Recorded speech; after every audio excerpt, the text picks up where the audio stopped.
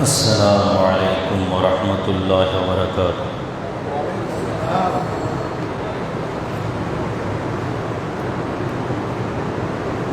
الحمد لله نحمده ونستعينه ونستغفره ونؤمن به ونتوكل عليه ونعوذ بالله من شرور أنفسنا ومن سيئات أعمالنا.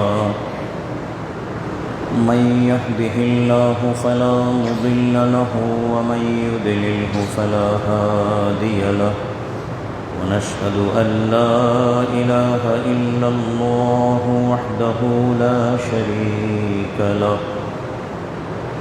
ونشهد أن سيدنا ونبينا ومولانا محمدا عبده ورسوله.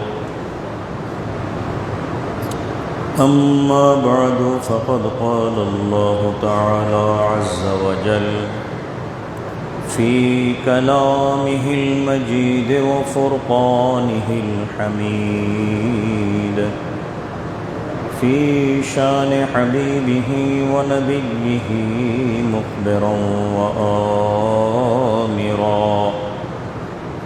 إن الله وملائكته يصلون على النبي يا أيها الذين آمنوا صلوا عليه وسلموا تسليما.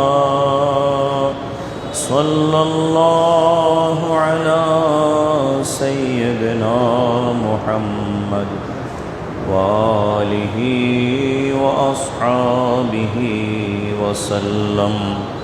صلى الله على سيدنا محمد وآله وأصحابه وسلم. بلغ العلا بكماله كشف الدجى بجماله. حسنت جميع خصاله صلوا عليه وآله. إن نلت يا ريح الصباح يوما إلى أرض الحرم. بلغ سلامي روضة فيها النبي المحترم. بلغ العلا بكماله كشف الدجى بجماله. حسنت جميع خصاله صلوا عليه وآله. الصبح بدا من طلعته والليل دجا من وفرته. فاق الرسل فضلا وعلا أهدى السبل لدلالته. بلغ العلا بكماله كشف الدجى بجماله. حسنت جميع خصاله صلوا عليه وآله. أما بعد محترم मुसल्लियान किराम, अल्लाह रब्बुल आलमीन जल्ल जलालुहु व अम्मा नवालुहु ता दरबार शरीफे लाखों कोटी शुक्र आदाय करছি এবং আমাদের প্রিয় নবীজি दो जहानेर सरदार रहमतुल्लिल आलमीन शफीउल मुज़निबीन सय्यदुना व नबीयुना व मौलाना मुहम्मदुर रसूलुल्लाह सल्लल्लाहु अलैहि वसल्लम दरबारे लाखों कोटी दरूद व सलाम पेश करছি। আল্লাহ রাব্বুল আলামিন আমাদের শুকরিয়া আদায় করা এবং দরুদ ও সালাম পাঠ করা তার দরবারে কবুল ও মঞ্জুর করুন, আমিন। বিসমিল্লাহির রহমানির রহিম। যালিকা ওয়ামান ইউআযযিম শাআইরাল্লাহি ফাইন্নাহা মিন তাকওয়াল কুলুব। সাদাকাল্লাহু মাওলানাল আযীম ওয়া বাল্লাগানা রাসূলুহুন নবিয়্যুল আমিন। মোহতরম সামেঈন ও হাজিরিন কেরাম, পবিত্র জিলকদ মাসের এই মুবারক জুমাবারে আপনাদের সকলকে আল্লাহর পবিত্র ঘরে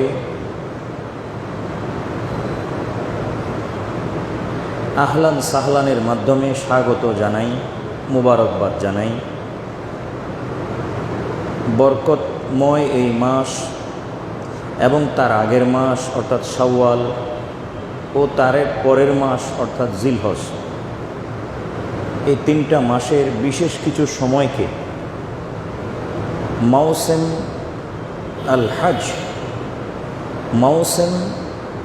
আল হজ অথবা আইয়ামুল মৌসুম বলা হয়।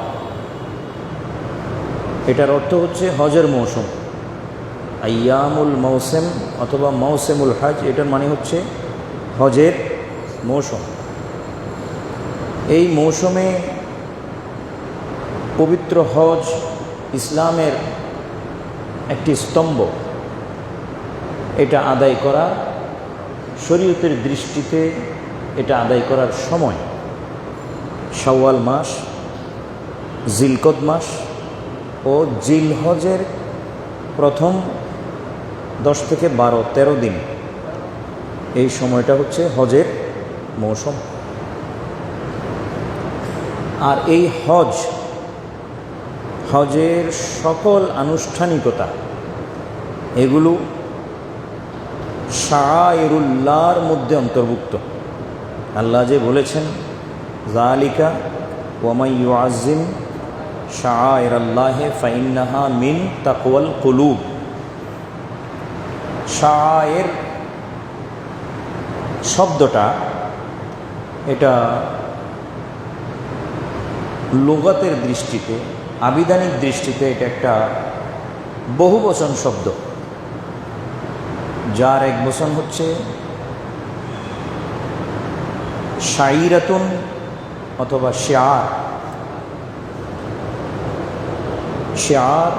শাইরা, সেখান থেকে শায়ের, এর মানে হচ্ছে নিদর্শন। বাংলাতে এর মানে হবে নিদর্শন, সিম্বল, ইংরেজিতে সিম্বল। তো যালিকা ওয়ামান ইউআযযিম শাআইরাল্লাহি ফাইন্নাহা মিন তাকওয়াল কুলুব। আল্লাহ বলতেছেন যে আল্লাহর নিদর্শনগুলোকে সম্মান করে, তাজিম করে, তো এই তাজিম করাটা অন্তরের আল্লাহ ভীতির পরিচয় দেয়। অন্তর থেকে আল্লাহ ভীতির পরিচয় দেয়, মানে সে যে অন্তর থেকে আল্লাহকে ভয় করে, এটা পরিচয় হচ্ছে সে আল্লাহর নিদর্শনগুলোকে সম্মান করে, তাজিম করে। মান ইউআযযিম, যে তাজিম করে, শাআইরাল্লাহি, আল্লাহর নিদর্শনগুলোকে, ফাইন্নাহা মিন তাকওয়াল কুলুব, তার এই তাজিম করাটা, সম্মান করাটা, এটা আল্লাহকে যে ভয় করেন সেই পরিচয় দেয়। তাহলে হজের মৌসুমে হজে উপস্থিত হওয়া এবং হজের সকল আনুষ্ঠানিকতাকে অত্যন্ত গুরুত্বের সাথে পালন করা, হজের বিভিন্ন আনুষ্ঠানিকতাকে অত্যন্ত ভাব আবেগ নিয়ে এবং আল্লাহর অনুসৃত, রসুল পাক সাল্লাল্লাহু আলাইহি ওয়াসাল্লামের অনুসৃত দিন ধর্মের অনুসরণে হজের আনুষ্ঠানিকতা পালন করা, এগুলো সবগুলোকে আল্লাহ তাআলা এক ভাষায় বলেছেন ফাইন্নাহা মিন তাকওয়াল কুলুব। এগুলো হচ্ছে অন্তরের খোদা ভীতির পরিচয় দেয়, অর্থাৎ আল্লাহ সে সকল অন্তরকে মুত্তাকিদের অন্তর বলে আল্লাহ তাআলা এই আয়াতে আমাদেরকে ইশারা দিলেন যে এদের অন্তর হচ্ছে মুত্তাকিদের অন্তর। মিন শাইরিল্লাহ, আল্লাহর নিদর্শন কোনগুলো, কি কি, এটা হিসাব করতে গিয়ে, ব্যাখ্যা করতে গিয়ে তাফসীরে লেখা হয়েছে আল উকুফু বিআরাফাতা মিন শাইরিল্লাহ, আরাফার ময়দানে অবস্থান করা, জিলহজ মাসের 9 তারিখে আরাফার ময়দানে অবস্থান করা, এই অবস্থান করাটা এটা আল্লাহর নিদর্শনের মধ্যে একটা, অনেকগুলো নিদর্শনের মধ্যে একটা। ওয়াল উকুফু বিজামইন, জামা বলা হয় মুজদালিফাকে। আরাফার ময়দান থেকে 9 তারিখ সূর্যাস্তের আগে আগে, আরাফার ময়দান থেকে 9 তারিখ সূর্যাস্তের আগে আগে মুজদালিফার দিকে রওনা করবে হাজিরা। সেখানে গিয়ে মাগরিব এবং এশা একসাথে আদায় করবে। এই যে মুজদালিফায় রাত্রি যাপন, পরের দিনের সকাল পর্যন্ত মুজদালিফায় রাত্রি যাপন, এটাকেও শায়রুল্লাহর মধ্যে অন্তর্ভুক্ত করা হয়েছে, মানে আল্লাহর নিদর্শন। ওরামিউল জামারে মিন শায়রিল্লাহ, শয়তানকে পাথর নিক্ষেপ করা 3 বিশেষ জায়গায়, জামরায়ে আকাবা, জামরায়ে উস্তা, জামরায়ে সুগরা, এই 3 জায়গায় শয়তানকে পাথর মারা, এটাও শায়রুল্লাহর মধ্যে অন্তর্ভুক্ত, আল্লাহর নিদর্শনের মধ্যে অন্তর্ভুক্ত। 10ই জিলহজ কোরবানি করা, আল্লাহ বলেছেন ওয়াল বুদনা জাআলনাহা লাকুম মিন শাআইরিল্লাহ, এটা আল্লাহর বাণী, আল্লাহ নিজেই বলতেছেন ওয়াল বুদনা জাআলনাহা লাকুম মিন শাআইরিল্লাহ।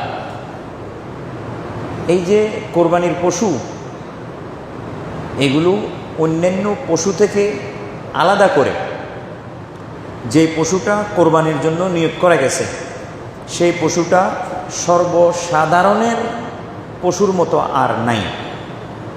যে পশুটা কোরবানির জন্য নিয়োগ করা গেছে, যেমন আমরা যারা আমাদের দেশে থাকা অবস্থায় কোরবানি আদায় করি, মানে আমরা হজে যাই নেই, আমরা আসি দেশে থাকায় অবস্থা আমরা যারা কি করি, কোরবানি করি, তারা যখন কোরবানির পশুর হাটে যায়, তো যে কোনো ব্যক্তি গেছেন তিনি অথবা তারা এক একজন ব্যক্তি 1টা 2টা 3টা 4টা 5টা পর্যন্ত হয়তো তারা পশু খরিদ করবেন, কিন্তু এখানে তো লাখ লাখ পশু আসছে। ওই লাখ লাখ পশু সবগুলাই যেহেতু কোরবানির জন্যে ময়দান পর্যন্ত বেচা বিক্রির নিয়তে এই পর্যন্ত আনা হয়েছে, এগুলো সবগুলো শায়রুল্লাহর মধ্যে অন্তর্ভুক্ত হয়েছে, এগুলো সবগুলো শায়রুল্লাহর মধ্যে অন্তর্ভুক্ত হয়ে গেছে। আরও কোটি কোটি পশু বিভিন্ন জায়গায় চারণভূমিতে চরার জন্য রয়ে গেছে, সেগুলোর সাথে এগুলোকে তুলনা করলে হবে না, যেহেতু এগুলো কোরবানি করার উদ্দেশ্যে কোরবানির বাজারে এগুলোকে এনে একটা বিশেষ মর্যাদার স্থানে এগুলোকে আনা হয়েছে। সেই মর্যাদার নাম কি? মিন শায়রিল্লাহ, এগুলো হলো আল্লাহর নিদর্শনের মধ্যে অন্তর্ভুক্ত হয়েছে। কথা আমার বুঝে আসে ভাই? এগুলো আল্লাহর নিদর্শনের মধ্যে অন্তর্ভুক্ত হয়েছে। ওয়াস সাফা ওয়াল মারওয়া মিন শায়রিল্লাহ, যারা হজ করতে গিয়েছেন বা হজ করে এসেছেন অথবা হজ এখনও করেন নাই, আল্লাহ তৌফিক দান করুন সকলকে হজের, আল্লাহ সকলকে হজে নিয়ে যাওয়ার ব্যবস্থা করুন, আল্লাহর কাছে দোয়া। আপনারা সকলে জানেন যে হাজিরা কাবা শরীফের খুবই নিকটে 2টা বিশেষ পাহাড়ের মাঝে সাই করেন। একবার এক পাহাড় থেকে দৌড়াইয়া আরেক পাহাড়ে যান, সেই পাহাড় থেকে দৌড়াইয়া আবার ওই পিছনের পাহাড়ে, আগের পাহাড়ে আসেন। এই পাহাড় দুইটার নাম হইল তারিখি, ঐতিহাসিক নাম। ঐতিহাসিকভাবে এই পাহাড় দুটার নাম হইল, একটার নাম সাফা আর অপরটার নাম মারওয়া। এই সাফা এবং মারওয়া এই দুইটা পাহাড়ের মাঝখানে দৌড়াদৌড়ি করা, সাই করা, হ্যাঁ, এটাও শায়রুল্লাহর মধ্যে অন্তর্ভুক্ত, আল্লাহর নিদর্শনের মধ্যে অন্তর্ভুক্ত। মানুষ ভ্রমণ করে, সারা দুনিয়া ভ্রমণ করে। দুনিয়ার বহু পাহাড়ে মানুষ ভ্রমণের জন্য উঠে, ভ্রমণ করতে গিয়ে উঠে আর কি, উঠে না। কিছু বিখ্যাত পাহাড় আছে দুনিয়াতে, সেগুলোতে আরোহণ করার ব্যাপারে পুরস্কারও আছে। সেগুলোতে আরোহণ করার মাধ্যমে মানুষ পুরস্কার অর্জন করে, খেতাব অর্জন করে, টাইটেল অর্জন করে। যেমন একটা পাহাড় আছে এভারেস্ট, আবার আছে পাহাড় যার নাম K2। এটা পাকিস্তান থেকে শুরু করে আফগানিস্তানের বিভিন্ন এলাকায় এই পর্বতমালাগুলো সারিবদ্ধভাবে আছে। K2 পাহাড়, এভারেস্ট পাহাড় নেপালে, কেমন আরও বিভিন্ন দেশে পাহাড় রয়েছে, যে পাহাড়গুলো ঐতিহাসিক, হিস্টোরিক্যাল, তারিখি। সেই পাহাড়গুলোতে আরোহণের ব্যাপারে মানুষ বিভিন্ন খেতাব অর্জন করে, কিন্তু এগুলো তো শায়রুল্লাহর মধ্যে অন্তর্ভুক্ত নয়। হ্যাঁ, এমন দুই তিনটা পাহাড় এরকম আছে যেগুলো শায়রুল্লাহর মধ্যে অন্তর্ভুক্ত। যেমন এই যে বললাম সাফা এবং মারওয়া, এই দুইটা। আরেকটা হলো জাবালে রহমত। সেটা কোথায়? আরাফার ময়দানে। জাবালে রহমতটা কোথায়? আরাফার ময়দানে। সে আরাফার ময়দানে জাবালে রহমতের নিকটে রাসূল সাল্লাল্লাহু আলাইহি ওয়াসাল্লাম তার উটনির উপরে বসেছিলেন, সেখান থেকে দোয়া করেছেন। তো আরও বিভিন্ন কারণে হুজুর আকরাম সাল্লাল্লাহু আলাইহি ওয়াসাল্লামের কদম শরীফ সেখানে লাগা, এই একটা বিশেষ কারণ। দ্বিতীয়, হযরত আব্বাজান আদম আলাইহি ওয়াসাল্লাম এবং আম্মাজান হাওয়া আলাইহি ওয়াসাল্লামার পরিচয় দীর্ঘ কয় বছর? 350 বছর মতান্তরে দীর্ঘ 250 বছর কান্নাকাটি করার পর তাদের সর্বপ্রথম যখন একে অপরের সাথে দুনিয়াতে, পৃথিবীতে জিয়ারত নসিব হয়, দর্শন লাভ হয়, সেই দর্শনটা আরাফার ময়দানে জাবালে রহমতের নিকটে। কেমন না? তো এই কারণেও, এবং হযরত রাসূলের পাক সাল্লাল্লাহু আলাইহি ওয়াসাল্লামের কদম মোবারক লাগার কারণে, এই সমস্ত কারণে ওই পাহাড়গুলো আল্লাহর দরবারে মিন শায়রিল্লাহ, আল্লাহর নিদর্শনের মধ্যে কি হয়েছে? অন্তর্ভুক্ত হয়েছে। এমনকি পবিত্র বাইতুল্লাহ, কাবাতুল্লাহ আল মুআজ্জাম, কাবা শরীফ, এটাও মিন শায়রিল্লাহ, শায়রুল্লাহর মধ্যে অন্তর্ভুক্ত। মানে কি? আল্লাহর নিদর্শনের মধ্যে অন্তর্ভুক্ত। তো এগুলোকে যারা সম্মান করে, তাজিম করে, এগুলোর মর্যাদাকে যারা রক্ষা করে, মর্যাদা যারা দিতে জানে, এবং আল্লাহর যেভাবে তা এই জায়গাগুলোকে মুকাররম মুআজ্জাম করেছেন, সেই দিকে লক্ষ্য রেখে নিজেরাও এই জায়গাগুলোকে তাজিম, সম্মান দিতে জানে। আল্লাহ বলেন ফাইন্নাহা মিন তাকওয়াল কুলুব, এই সমস্ত মানুষগুলি তাদের অন্তরে আল্লাহর ভয় আছে। তো আপনারা কি মনে করেন আমার ভাইরা, আমার মুসলিম ভাইয়েরা, আমার মুসল্লি ভাইয়েরা, আপনারা কি মনে করেন যেই মানুষগুলোকে আল্লাহ তাআলা মুত্তাকি বলে সার্টিফাই করেন, সে মানুষগুলোর তাকওয়ার ব্যাপারে আর কোনো সন্দেহ থাকতে পারে? জি। কোরআনে পাক আল্লাহ তাআলা নাজেল করে, সে কোরআনের শুরু দিয়ে আল্লাহ বলতেছেন যালিকাল কিতাবু লা রাইবা ফিহি, এটা এমন একটা কিতাব যে কিতাবের ভিতরে কোনো সন্দেহ অবকাশও নাই। সন্দেহ নাই নয়, শুধু সন্দেহের অবকাশও নাই। তো আল্লাহর জবান থেকে যে কালাম বের হয়, যে কথা বের হয়, সেটাতে যেমন সন্দেহ থাকে না, আল্লাহ যদি কোনো কলবকে, কোনো আত্মাকে মুত্তাকি বলে সার্টিফিকেট দান করেন, তার তাকওয়ার ব্যাপারে কোনো সন্দেহের অবকাশ নাই। তো আল্লাহ বললেন, ওয়ামাই ইউআজ্জিম শাআইরাল্লাহি ফাইন্নাহা মিন তাকওয়াল কুলুব, যারা আল্লাহর নিদর্শনগুলোকে সম্মান করতে জানে বা করে, তারা আমার নিকটে মুত্তাকি। আমি আল্লাহর নিকটে তারা কি? মুত্তাকি। তো আজকে এগুলো সব তো শাআইরুল্লাহ। আমি বললাম না, উকুফু বে আরাফা, আরাফার ময়দানে অবস্থান সেটা নিদর্শন, মুজদালিফায় অবস্থান সেটা নিদর্শন, পাথর নিক্ষেপ করা নিদর্শন, কোথায়? জামরায়, জামরার মধ্যে পাথর নিক্ষেপ করা নিদর্শন, কোরবানির পশু নিদর্শন, সাফা মারওয়ায় সাই করা নিদর্শন, কাবাতুল্লাহ নিদর্শন, এগুলো অনেক নিদর্শন। তো আজকে আপনাদের সামনে আল্লাহর নিদর্শন, এইগুলো এতগুলো নিদর্শনের মধ্যে একটা নিদর্শন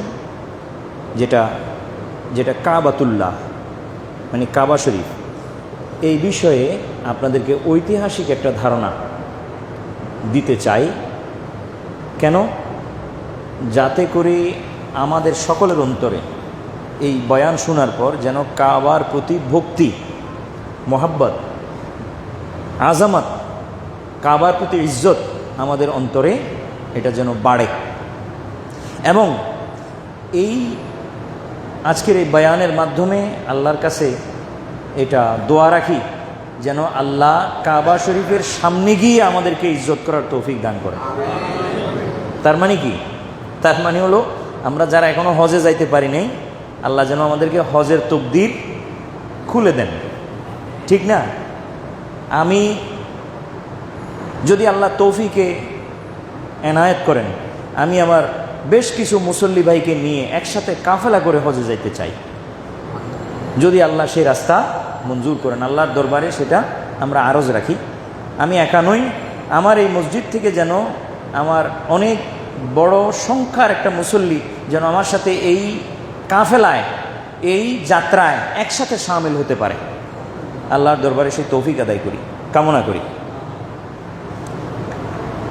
বাইতুল্লাহ শরীফের আদি ইতিহাস যারা লিখছেন, তারিখি ওয়াকিয়া যারা লিখছেন, তাদের মধ্যে বেশ কয়েকজন, যেমন একজনের নাম হচ্ছে ইমাম আল জুন্দি, তিনি ফাজাইলে মক্কা কিতাব লিখেছেন। ফাজাইলে মক্কা তার কিতাবের নাম। ইমাম ফাকিহি একজন, উনি লিখেছেন আখবারে মক্কা, কিতাবের নাম আখবারে মক্কা লিল ফাকিহি। ইমাম আজরাকি তিনিও কিতাব লিখেছেন, এই কিতাবের নাম হচ্ছে তাও আখবারে মক্কা ওয়া ফাজাইলিহি।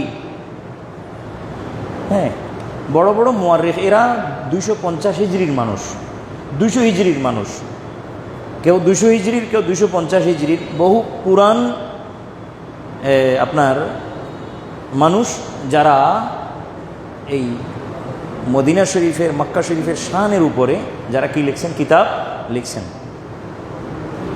এবং আখবার বর্ণনা করেছেন, খবর বর্ণনা করেছেন। তো হযরত ইমাম হুসাইন রাদিয়াল্লাহু তাআলা আনহুর,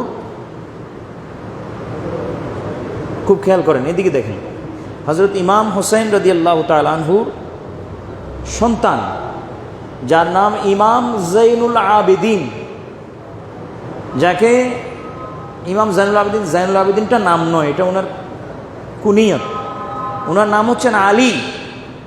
মানে হযরত ইমাম হুসাইন রাদিয়াল্লাহু তাআলা আনহু তার সন্তানের নাম তার বাবার নামে রাখছেন, তিনজনের নাম, আলী আকবর, আলী আওসাত, আলী আসগর। তিনজনের নাম কি রাখছেন? আলী। একজনের নাম আলীর সাথে আকবর, আরেকজনের নাম আলীর সাথে আওসাত, আরেকজনের নাম আলীর সাথে আসগর। তো আলী আকবর মানে বড় আলী, আলী আউসাত মানে মেজো আলী, আলী আসগর মানে ছোট আলী, তিনজনের নাম আলী রাখছেন। তো আলী আউসাদ যিনি, উনার নাম কুনিয়ত হচ্ছে, উনাকে আলাদা করার জন্য যে নাম, সে নাম হচ্ছে জাইনুল আবেদিন। উনার থেকে হাদিস বর্ণনা, উনাকে একজনে প্রশ্ন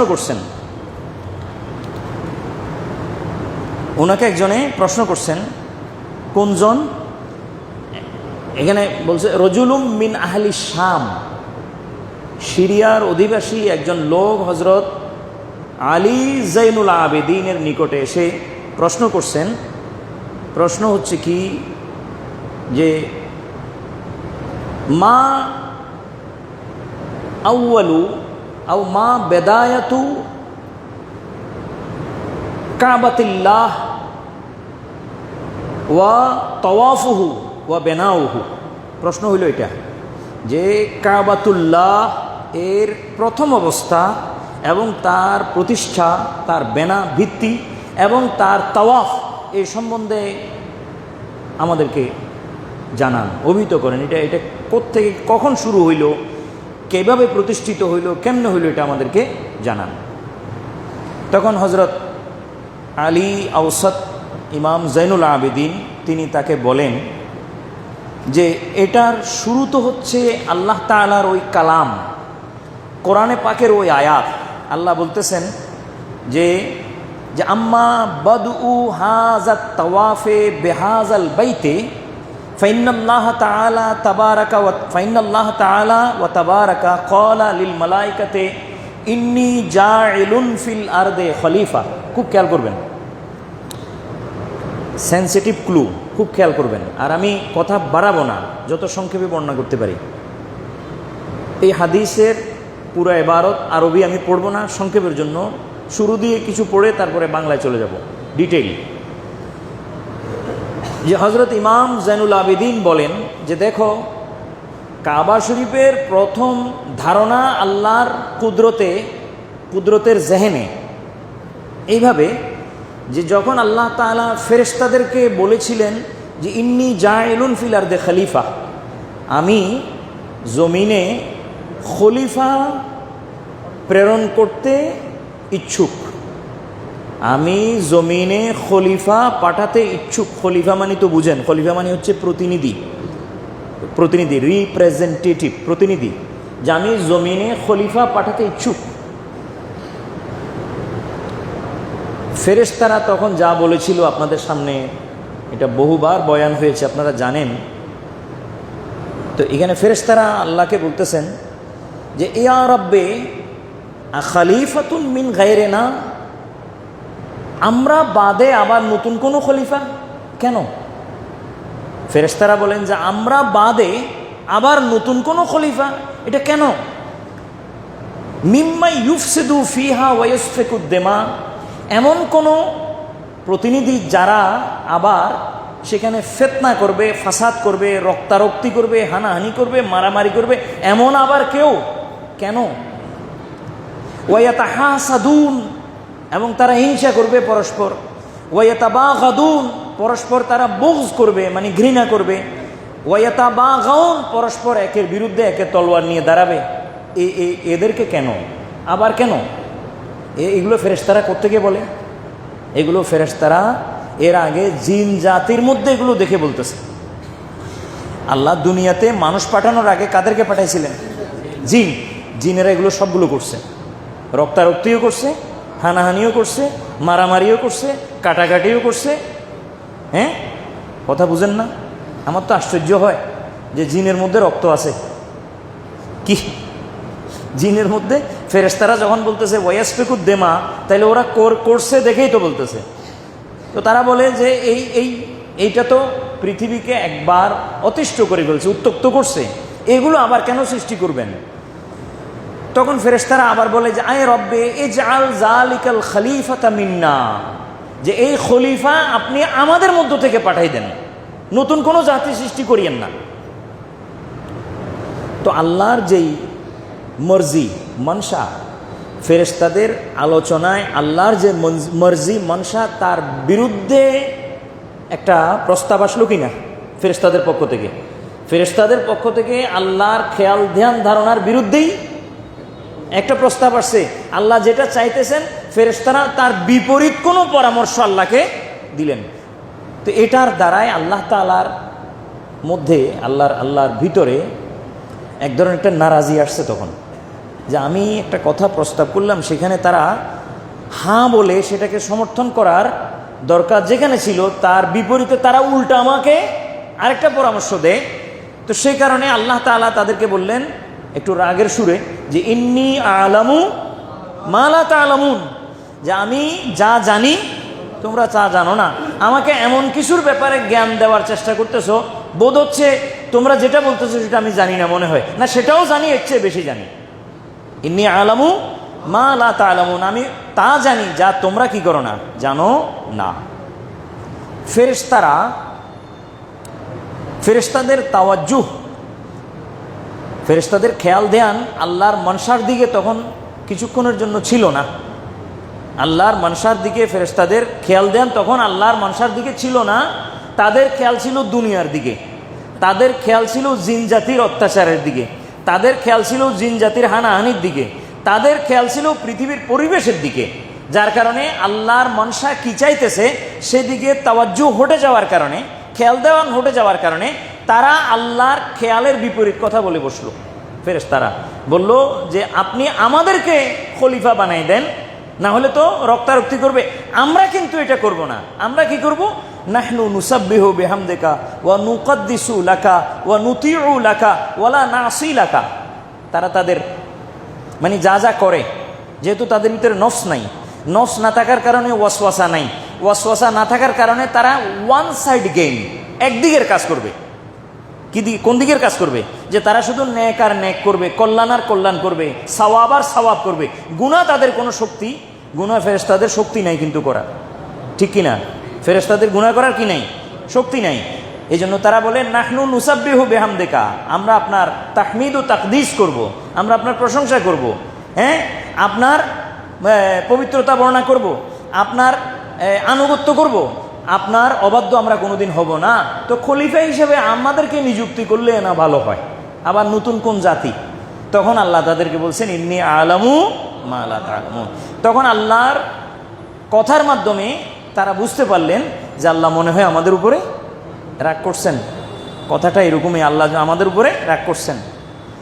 ফাজান্নাতিল মালাইকাতু, ফেরেশতারা তখন ধারণা করলো যে আন মা কালু, ওই বিষয়ে যা তারা আল্লাহর সামনে বলেছিল, যে আলা রব্বিহিম, তাদের রবের নিকটে, আন্নাহু কদ গাদেবা, যে নিশ্চয় আল্লাহ তাদের কথায় কি হয়েছেন? রাগান্বিত হয়েছেন। তো আল্লাহর রাগ রেখে ফেরেশতারা কোনোদিন ইবাদত করতে পারবে না। আল্লাহকে রাগান্বিত রেখে ফেরেশতারা ইবাদত করতে পারবে না, এটা ফেরেশতারা ভালো করে জানে। তখন ওই রাগ ভাঙ্গাতে কি করতে হবে তাও জানে তারা, যেহেতু তারা আল্লাহর খুব নিকটে অবস্থান করে। আল্লাহর মনসা তাদের ভালো জানা আছে, সব বিষয়ে জানা আছে, কিন্তু মাঝে মধ্যে তাওয়াজ্জুহ সরে যায়, খেয়াল ধ্যান সরে, যেটা মানুষেরও হয়, ঠিক কিনা? আপনি নামাজ পড়তে দাঁড়াইছেন, আসরের নামাজ 4 ওয়াক্ত আপনার জানা আছে না নাই? জেনেই তো দাঁড়াইছেন, নামাজে দাঁড়াইছেন, আল্লাহু আকবার, আসরের ওয়াক্তে যে নামাজে দাঁড়াইছেন, নামাজ কয় রাকাত এটা আপনার জানা আছে তো? জানা থাকার পরেও যখন আপনি নামাজ শুরু করেন, তখন আপনার নামাজের মাঝখানে কোনো সময় এমন হয় কি না যে আপনি কয় ওয়াক্ত, কয় রাকাত আপনি পড়ছেন আর কয় রাকাত সামনে আছে, এটা আপনার ভুলে যায়। এটা হয় কি না? এরকম ফেরেশতাদেরও হয়েছে যে আল্লাহর মর্জি মনসা জানা থাকার পরেও কিছুক্ষণের জন্য হঠাৎ করে ভুলে গেছেন, দুনিয়ার দিকে নজর করে, যে এইখানে তো ফেরেশতারা জিন জাতি রক্তারক্তি করছে, হানাহানি করছে, মারামারি করছে, কতল কেসাল করছে, জদলো জেদাল করছে। ওই দিকে খেয়াল দিতে গিয়ে আল্লাহ কি বলতে চাচ্ছেন কিছুক্ষণের জন্য তারা হারিয়ে ফেলেছেন। এটা হতে পারে, যেমন আমাদের নামাজে হয়। কিন্তু যখন ফেরেশতাদের ধ্যান জায়গা মতো আসে, খেয়াল আবার সঠিকভাবে আসে, তখন ফেরেশতারা আল্লাহকে গোস্বা হওয়ার পর, নারাজ হওয়ার পর রাজি কিভাবে করতে হবে সেটা তো তাদের বুঝে আসতেছে বা জানা আছে। তখন তারা কি করলো? ফালাজু বিল আরশে, তারা আরশের সাথে, আল্লাহর আরশের সাথে তারা নিজের শরীরকে লাগাই দিল।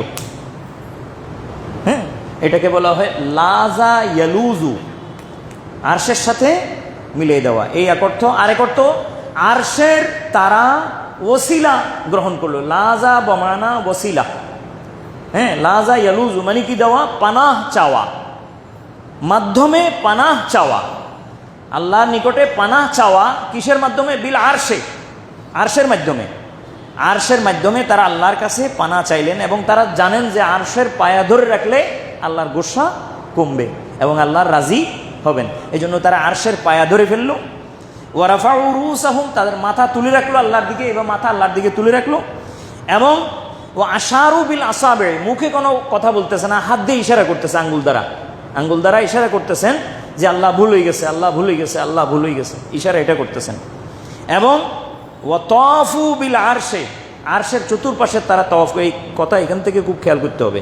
এতক্ষণ যা শুনছেন, প্রশ্নকারী হজরত ইমাম জৈনুল আবেদিনকে প্রশ্ন করছেন যে তাওয়াফ কাবার চতুর্পাশে শুরু কবে থেকে হইল, কাবা কবে প্রতিষ্ঠা হইল, কাবার আদি ইতিহাস কি?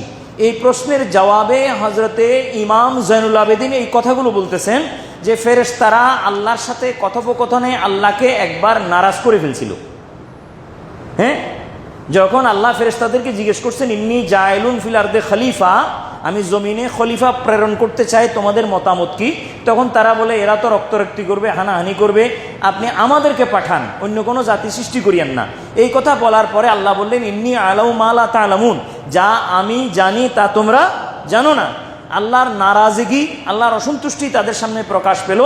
তারা আল্লাহর আরশের খুঁটি বা পায়া ধরে আল্লাহকে আবার রাজি করার চেষ্টা করলেন এবং আরশের চতুর্পাশে কিতাবে আখবারে মাক্কা লিল ফাকিহি যেটা, সেটাতে লেখা আছে 2000 বছর লাগাতার তাওয়াফ করছেন। আরশের চতুর্পাশে কয় বছর? 2000 বছর লাগাতার তাওয়াফ করার পরে আল্লাহর রহমতের দৃষ্টি তাদের দিকে আবার দিয়েছেন। আল্লাহর রাগ বা আল্লাহর গোসা কি হয়েছে? প্রশমিত হয়েছে, ঠান্ডা হয়েছে। তখন তাদেরকে বলছেন ঠিক আছে, আসো আসো। এরপর আল্লাহ বললেন ঠিক আছে আসো, যাও, আমি আরশের বরাবর নিচে একটা ঘর তৈরি করছি। এখন থেকে আমি আরবি ইবারত বাদ দিচ্ছি, বাংলায় শুনেন, সময় কম। আরশের বরাবর নিচে আমি একটা ঘর তৈরি করছি 4 পিলার বিশিষ্ট। লাহু আরবাতু আ'মেদা, এখানে আছে আরবাতু আ'মেদা। ইন্নী বানাইতু তাহতাল আরশে বাইতান লাহু আরবাতু আ'মেদা, আমি আরশের নিচে একটা ঘর নির্মাণ করছি যে ঘরটা চৌকোন বিশিষ্ট, স্কোয়ার, চৌকোন বিশিষ্ট, স্কোয়ার, এবং তার 4 পিলার, 4টা পিলার 4 ধরনের পাথরের, জবরজদের, ইয়াকুতের, মারজানের, এভাবে 4 ধরনের পাথরের 4টা পিলার বিশিষ্ট ঘর তৈরি করছি। সেই ঘরের চতুর্পাশে তোমরা তাওয়াফ করো, আরশের তাওয়াফ বন্ধ করো। আরশের তাওয়াফের দরকার নাই আপাতত। আরশের তাওয়াফ আমাকে রাজি করার জন্য ছিল, আমি রাজি হয়েছি, আমার রাগ তোমাদের উপর থেকে আমি তুলে নিয়েছি। এখন আমার আদেশ, সেই আদেশটা হলো এই ঘরটার চতুর্পাশে তোমরা তাওয়াফ করো এবং সেই ঘরটার তাওয়াফ করার পরে আমি আরেকটা আদেশ দিচ্ছি, সেই আদেশটা পরে আসতেছে, আগে তাওয়াফ শুরু করো। তখন ফেরেশতারা সবাই আরশের তাওয়াফ বন্ধ করে দিয়ে ওই ঘরের তাওয়াফের জন্য চলে আসে, সেই ঘর তাওয়াফ করতে আরম্ভ করে। তো এখানে সেই ঘর সম্বন্ধে বলা হচ্ছে ওয়াজালিকা সুম্মিয়া জালিকাল বাইতু, আরশের তাওয়াফ বন্ধ করে দিয়ে তারা যখন এই ঘরের তাওয়াফ আরম্ভ করে, সেই তখন থেকে সেই ঘরের আল্লাহ নাম রাখছেন আদ-দুরাহ, দাদ রালিফ হা, আদ-দুরাহ। দোরা শব্দের তাহকিক দেখলাম আমি, যে দোরা কি, দোরা শব্দের তাহকিকে উল্লেখ আছে দোরাহ মানাহু মুমাসিলুন, মুকাবিলুন, দুইটা কথা উল্লেখ আছে, মুমাসিলুন, মুকাবিলুন। মুমাসিল, মুকাবিল মানে হচ্ছে আপনার, এটা হচ্ছে মুমাসিল মানে হচ্ছে একই রকম দ্বিতীয় জিনিস। মুমাসিল মানে কি? একই রকম দ্বিতীয় জিনিস। কেমন? মানে স্ট্যাচু আছে না, স্ট্যাচু, স্ট্যাচু একই রকম হুবহু মানুষের আরেক রকম মূর্তি না, এটাকে স্ট্যাচু বলে। তো যেটা স্ট্যাচু আমেরিকাতে আছে স্ট্যাচু অফ লিবার্টি, ঠিক না? এরকম বিভিন্ন জায়গায় স্ট্যাচু দাঁড়া করানো আছে, এগুলো হলো মুমাসিল। মুমাসিল বলে হুবহু অনুরূপ, হুবহু আরেকটা, এটাকে বলা হয় মুমাসিল। তো এই ঘরের নাম আল্লাহ রাখছেন মুমাসিল বা মুকাবিল, এই অর্থে দুরাহ। এবং আল্লাহর নবী সাল্লাল্লাহু আলাইহি ওয়াসাল্লাম ইরশাদ করেছেন এই ঘরটা কোন ঘর, যেই ঘরের কথা আল্লাহ তাআলা কোরআনে মজিদে আসছেন, ওয়াস-সাকাফিল মারফু' ওয়াল বাইতিল মামুর, এটা হলো বাইতুল মামুর, যে ফেরেশতাদের কাবা। ফেরেশতাদের কি কাবা? এই ফেরেশতাদের কাবা বাইতুল মামুর আরশের নিচে আল্লাহ তাআলা তৈরি করে 4 কোণ বিশিষ্ট 4টা পিলার দিয়ে ফেরেশতাদেরকে তাওয়াফ করার জন্য আল্লাহ তাআলা আদেশ দিয়েছিলেন। ওই ঘরটা ফেরেশতারা তাওয়াফ করার পর দীর্ঘকাল, তারপরে ফেরেশতাদের তাওয়াফ বন্ধ করিয়ে আল্লাহ বলেন, শুনো এদিকে আসো। আল্লাহর সামনে সবাই জমা হয়ে গেছেন, বলে আল্লাহ তাআলা বলতেছেন যে দেখো, আমি তো তোমাদেরকে বলছি ইন্নী জাইলুন ফিল আরদি খলিফা, জমিনে আমি খলিফা পাঠাচ্ছি, প্রেরণ করার ইচ্ছা করছি, এটা তো আমি করবই। আমার তো এমন যে আমি যেটা এরাদা করি সেটা আমি করবই, এটা হাতমাম মাকদিয়া, এটা হবেই। তোমাদের থেকে আমি পরামর্শ চেয়েছি, তোমরা পরামর্শ দাও আর না দাও, আমি তো তোমাদের পরামর্শের মোহতাজ নই, আমি তো এটা করবই, তো আমার তো সিদ্ধান্তই আছে। তো এই যাদেরকে পাঠাবো বনি আদম, খলিফা আদমের সন্তান, তো তারাও তো কোনো কাজের দ্বারায় আমাকে নারাজ করে ফেলতে পারে, তাদের থেকেও তো কোনো নারাজিগি আমার হয়ে যেতে পারে, তাদের সাথেও তো আমার তোমাদের সাথে যেরকম কি হয়েছে, আমার নারাজি হয়েছে, আমি রাজি ছিলাম না কিছুকাল, তারপরে তোমরা আমাকে আরশের পায়া ধরে বাইতুল মামুরে তাওয়াফ করে তোমরা আমাকে রাজি করছো, তো এটা তো ওদেরও হতে পারে, এরাও তো এমন কোনো কাজ করতে পারে যার মাধ্যমে আমি তাদের উপরে নারাজ হইতে পারি। তো তখন তারা আমাকে রাজি করবে কিভাবে? তারা তো বাইতুল মামুর আর আরশও তাদের কাছে পাবে না। তো যাও দুনিয়াতে জমিনে, এবং জমিনের মূল জায়গায় যাও, যে জায়গা থেকে জমিনটা বিস্তৃত হয়েছে, জমিন যে জায়গা থেকে তাওয়াল্লুদ হয়েছে, জমিন যে জায়গা থেকে স্প্রেড হয়েছে, যে জায়গার উপর নির্ভর করে জমিনটা বিস্তৃত হয়ে এত বড় বিশাল পৃথিবী হয়েছে, 6.5 কোটি বর্গ কিলোমিটার পৃথিবী হয়েছে, সেই মূল জায়গায়, যেটাকে উম্মুল আর্দ, জমিনের মূল বলা হয়, সেই জায়গায় যাও, সেই জায়গায় একজ্যাক্ট অনুরূপ এইরকম একটা ঘর নির্মাণ করো, যাতে যাদেরকে আমি পাঠাচ্ছি তারা বাইতুল মামুর তাদের হাতের কাছে না পাইলে, আরশও তাদের হাতের কাছে না পাইলে, তারা যদি আমাকে নারাজ করে এমন কোনো কাজ তাদের থেকে প্রকাশ পায়, এই ঘর পর্যন্ত তারা যদি আসে, তোমরা যেরকম তাওয়াফ করতেছো চতুর্পাশে, তারাও যদি এরকম তাওয়াফ করে, তো আমি তোমাদের উপরে যেরকম রাজি হয়ে গিয়েছিলাম, এদের উপরেও আমি রাজি হতে থাকবো কিয়ামত পর্যন্ত। এই কাবা ঘরের ইতিহাস উৎপত্তি এখান থেকে শুরু। ফেরেশতারা কাবা নির্মাণ করছেন দুনিয়াতে এসে। কথা বুঝে আসে ভাই? হযরত আদম আলাইহিস সালাম এটা নির্মাণ, এগুলো হলো পুনর্নির্মাণ, এটা মূল নির্মাণ নয়। মূল নির্মাণ কে করছেন? ফেরেশতারা। কে করছেন? আল্লাহ ফেরেশতাদের মাধ্যমে মূল নির্মাণ করিয়েছেন।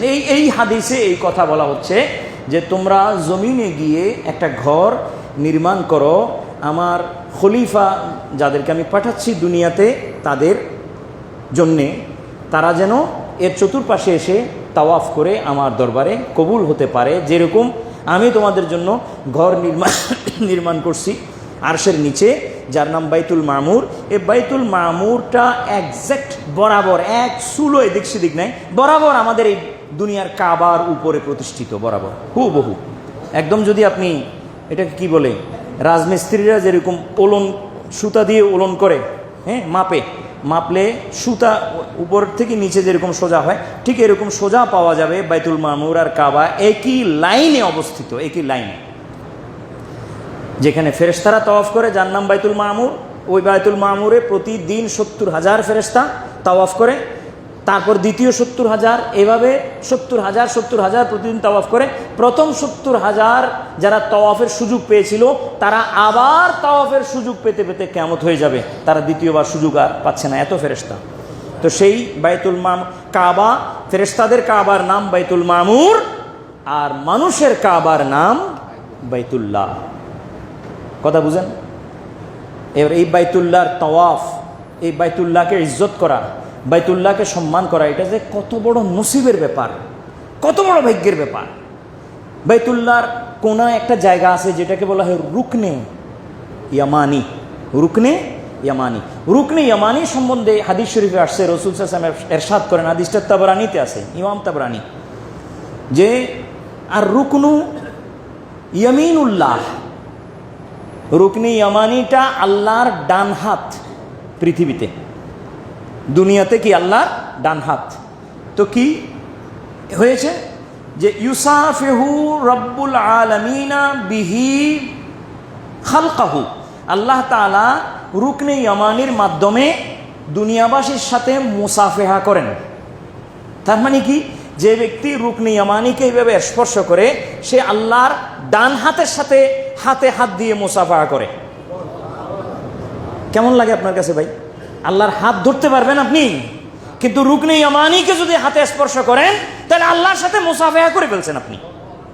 যেরকম আমরা একে অপরের সাথে মুসাফেহা করি, হ্যাঁ, সেইভাবে যদি কেউ আল্লাহর সাথে মুসাফেহা করতে চায় সারা দুনিয়ায় কোথাও পাবে না। এক জায়গায় একটা সুযোগ আছে, সেটা হলো কাবা শরীফের রুকনে ইয়ামানিতে হাত দিয়ে স্পর্শ করলে সে আল্লাহর হাতে হাত দিয়ে মুসাফেহা করছেন।